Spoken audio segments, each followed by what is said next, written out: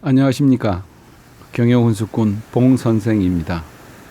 자동차 산업이 급격한 변화 속에 최근 몰락과 부활이라는 갈림길에서 기업 회생 절차를 밟고 있는 쌍용 자동차의 완전 정상화를 응원하면서 작성해 보았습니다. 본 내용은 경영훈수꾼 봉선생의 개인적 의견입니다. 시청하시는 개인마다 선택과 판단이 모두 다르기 때문에 본 영상 내용의 선택 결과에 대한 책임은 시청자 본인에게 있음을 밝혀드립니다. 최근 쌍용차 부활의 움직임이 심상치 않습니다. 신차 토레스 인기가 5만 대라는 초유의 계약을 나타내고 있습니다. 내수와 수출은 2020년 12월 이후 19개월 만에 1만 대를 돌파하여 정상화를 위한 한 걸음 더 나아가게 되었습니다. 제 개인적 바람은 이 기세를 몰아 흑자와 실현과 연간 판매량도 13만 대를 훌쩍 넘겼으면 합니다. 하지만 상황들은 그리 녹록하지 않은 것이 현실입니다. 1편에서는 쌍용인들의 고용 안정과 지속적 성장을 보장해주는 중요한 요소인 흑자를 위한 관리 운영 사고 측면만을 말씀드리도록 하겠습니다. 2009년도의 기업 회생 개시 때나 2021년 4월의 기업 회생 개시 때에도 똑같이 고용 안정과 성장을 말하고 있습니다. 그런데 왜 쌍용자동차에서 유독 이러한 일이 반복되어 발생되어지는 것일까? 그것은 노동조합 2020년 12월 23일의 입장문을 보면 알 수 있습니다. 스스로 반성하고 자숙한다. 국민의 눈높이에 맞는 또 최선의 노력을 하나 결과는 반대인 것이죠. 노경이 반성도 자숙도 눈높이도 최선의 노력을 하지 않은 결과로 나타난 것이죠. 가슴 아프지만 이러한 결과의 원인은 어쩌면 2009년의 아픔을 통렬히 돌아보지 못하고 단지 그때 그 상황들만을 모면하려고 하였던 결과가 아닌가 하는 의구심이 듭니다. 물론 많은 이유가 있었겠지만 결과적으로는 노경이 기업의 기본인 이익을 만들어내지 못한 것 아니겠습니까? 그렇지 않습니까? 그런데도 이익 창출의 체제는 구축하지 않고 지금도 양중심의 사고에 묻혀 운영하고 있지 않은가 하는 걱정이 듭니다. 만약에 이 상황이 바뀌면 또 뭐라고 하겠습니까?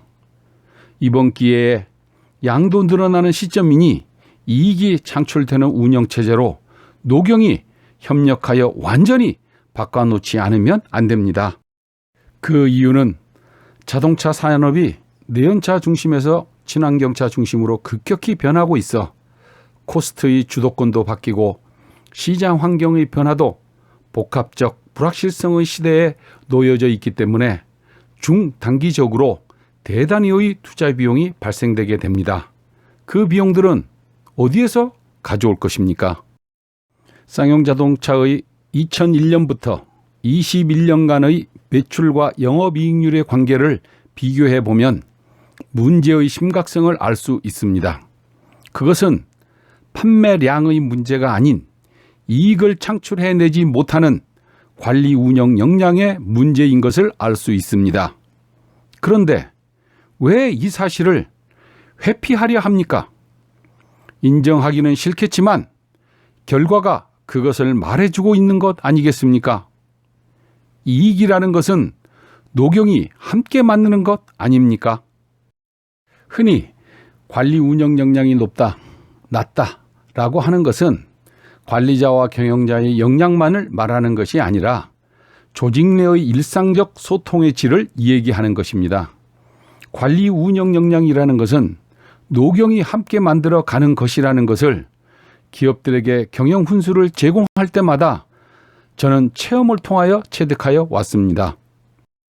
관리 운영 역량이 높다라는 것은 소통이 원활하게 이루어져 기업이 처해 있는 상황의 공유가 조직 구성원들과 잘 이루어지고 있기 때문에 투명하고 개방적이며 민첩하고도 유연한 조직이 구축되어집니다만 관리 운영 역량이 낮은 조직은 소통이 단절되어 있고 단속적이기 때문에 상황의 공유가 잘 이루어지지 않습니다. 그래서 변화에 둔감하고 경직적인 관계 형성이 이루어지기 때문에 많은 부분이 불투명하고 폐쇄적이 되어 파벌적이면서도 수직적인 문화가 형성이 되어집니다. 그렇지 않습니까? 그리고 관리 운영 역량을 높이는 것은 그리 어렵지가 않습니다. 그것은 과거에 매몰되어 있는 경험적 사고가 아닌 객관적 사실을 기반으로 한 공의적 관점으로 보기만 하면 운영 역량의 증가가 큰 폭으로 늘어나기 때문에 소통 체제도 원활하게 되고 우리가 원하는 흑자화도 금방 이루어질 수 있습니다. 너무도 쉽지 않습니까?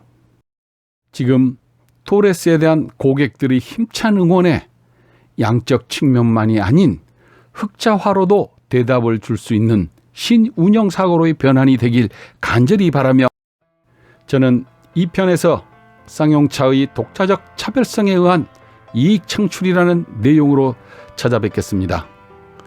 지금까지 경영훈수꾼 봉 선생이었습니다. 고맙습니다.